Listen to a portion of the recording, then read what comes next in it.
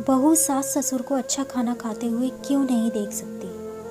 Table पर सूजी, आटे के गोलगप्पे, चाट, पापड़ी चाट, दही की खट्टी मीठी चाट और भी कई वस्तुएं सजी हुई थी।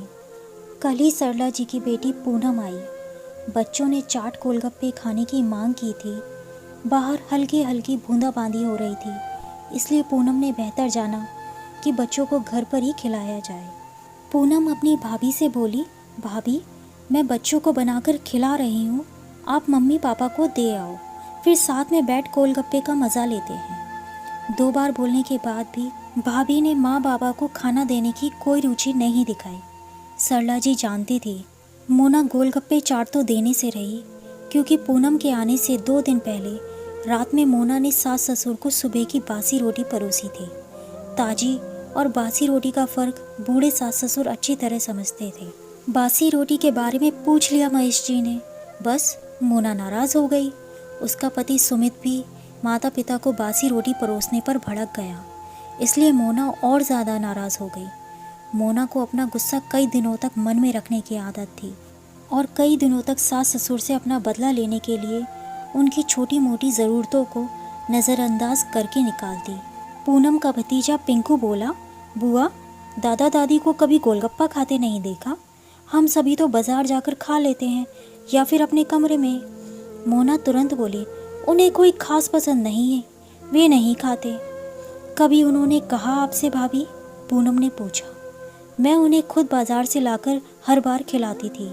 माँ खुद बनाया करती थी हम सभी के लिए घर पर, और माँ के हाथ के गोलगप्पे चाट पिताजी बहुत चाव से खाते थे। मोना कुछ न बोली क्योंकि गलती उसकी थी। वो तो आज पिंकू पूनम के सामने बोल गया जो भी उसने दादा दादी के साथ होता देखा था।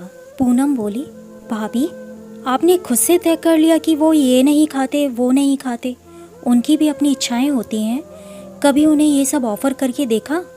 बच्चे और बूढ़े समान होते हैं, उनमें भी खाने की उतनी ही ललक होती है जितना एक बच्चे में।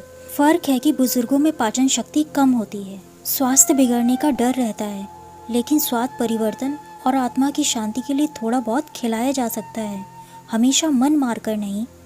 पूनम फिर बोली, पिंकू भी दादा दादी के साथ होने वाले व्यवहार को देख समझ रहा है, कल को वह भी आप लोगों के साथ ऐसा ही कुछ ना कर बैठे। बच्चे देखकर जल्दी सीखते हैं।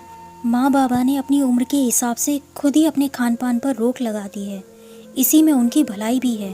वो साथ ही में 2 प्लेट माँ बाबा के लिए चाट गोलगप्पे बनाती भी जा रही और रोती भी जा रही थी। मेरे रहते आप ऐसा कर रहे, मेरे ना रहने पर। माँ बीच में बोली, अब कुछ ना बोल, भाभी को देख, उसकी भी आंखें नम हो गईं। मोना ने पूनम और सास से माफ़ी मांगी, साथ ही मन में सोच रही थी कि अगर उसकी भाभी उसकी माँ के साथ ऐसा करती तो उसे कैसा लगता। अब उसे अपने बेटे रिंकू के सामने भी एक ऐसा उदाहरण पेश करना था। ऐसा व्यवहार बेटे को भी गलत रास्ता ही दिखाएगा।